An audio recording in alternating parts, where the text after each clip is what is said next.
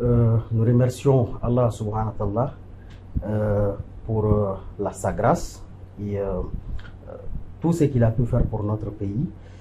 En cette fin de Ramadan, nous prions Dieu pour qu'il exauce tous nos vœux et qu'il pardonne également nos péchés.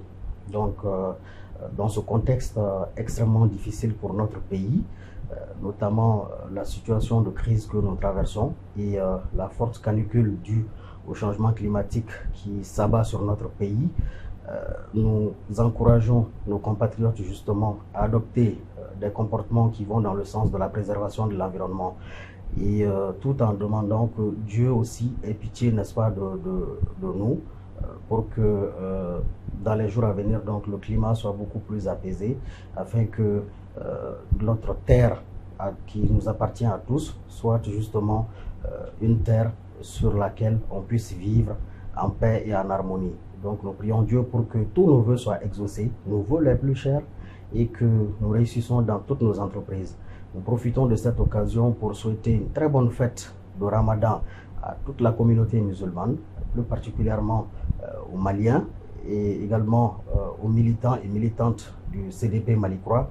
Nous souhaitons vraiment nos vœux les meilleurs, que cette année qui vient de s'écouler et que le nouvel an, bien entendu, que nous venons de commencer, soit donc une année de paix, de joie, de prospérité, de succès et de longévité pour nous tous.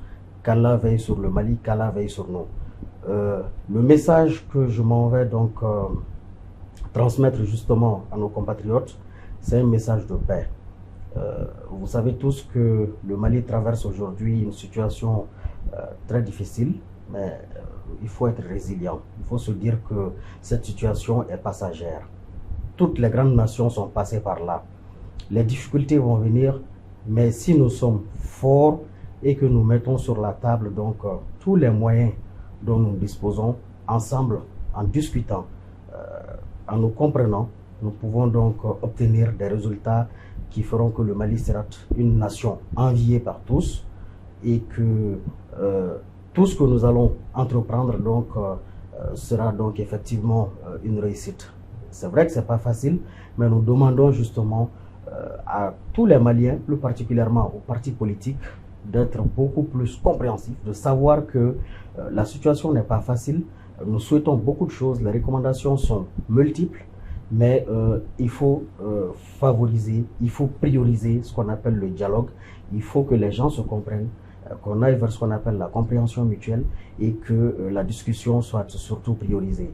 Je crois qu'en allant dans ce sens, nous pouvons discuter entre nous, surtout que le dialogue intermalien vient juste de commencer. Beaucoup de propositions ont été faites. Nous espérons que ces recommandations seront prises en compte par les autorités et que ensemble nous puissions nous battre pour obtenir un résultat qui pourrait éventuellement arranger tous les Maliens. La situation, comme je le dis, est tendue. Nous en appelons justement à la patience des uns et des autres. Nous demandons justement aux partis politiques de proférer plutôt des messages de paix, de venir vers les autorités avec des propositions tangibles, des propositions qui ne vont pas fragiliser le pays et des propositions qui ne vont pas mettre notre pays dans une situation tendue, des situations que nous ne souhaitons pas vivre. Vous savez que le Mali a connu plusieurs situations de crise politico-sécuritaire. Franchement, notre combat aujourd'hui doit porter surtout sur la préservation des acquis que nous avons pu, comme vous le savez tous, on s'est battu pour obtenir beaucoup de choses. Nous avons renforcé nos forces armées. Aujourd'hui, le Mali a une armée, en tout cas une armée puissante, une armée républicaine, une armée sur laquelle nous pouvons compter en cas d'agression.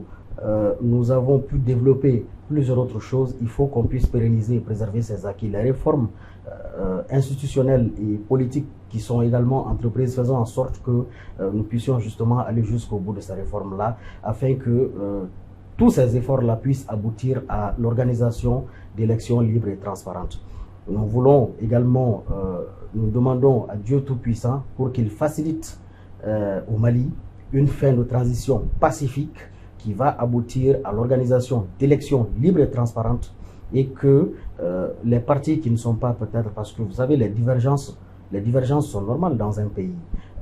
Quand vous mettez des gens en communauté, les points de vue peuvent être divergents, mais l'essentiel, c'est de pouvoir se donner la possibilité de parler, de s'écouter et de mettre justement les différents côtés afin que les intérêts, n'est-ce pas, de notre pays, on puisse les préserver.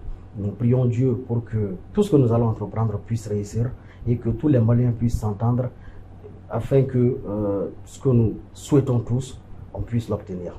Le Mali vaincra, quelles qu'en soient les difficultés. Nous en appelons également à la force de la jeunesse parce que l'avenir de tout pays, c'est sa jeunesse. Il faut que les Maliens, les jeunes Maliens sachent que l'avenir de ce pays-là, c'est eux. Il faut travailler. Pour les jeunes Maliens qui vont à l'école, battez-vous pour obtenir des résultats souhaitables. Pour les jeunes Maliens qui exercent des métiers, travaillez dur pour que le Mali soit justement une nation forte, une nation développée et que nous soyons un pays envié par tous. Je sais que c'est possible, j'ai foi en mon pays, j'ai foi en la jeunesse de mon pays et Inch'Allah, nous obtiendrons ce que nous voulons.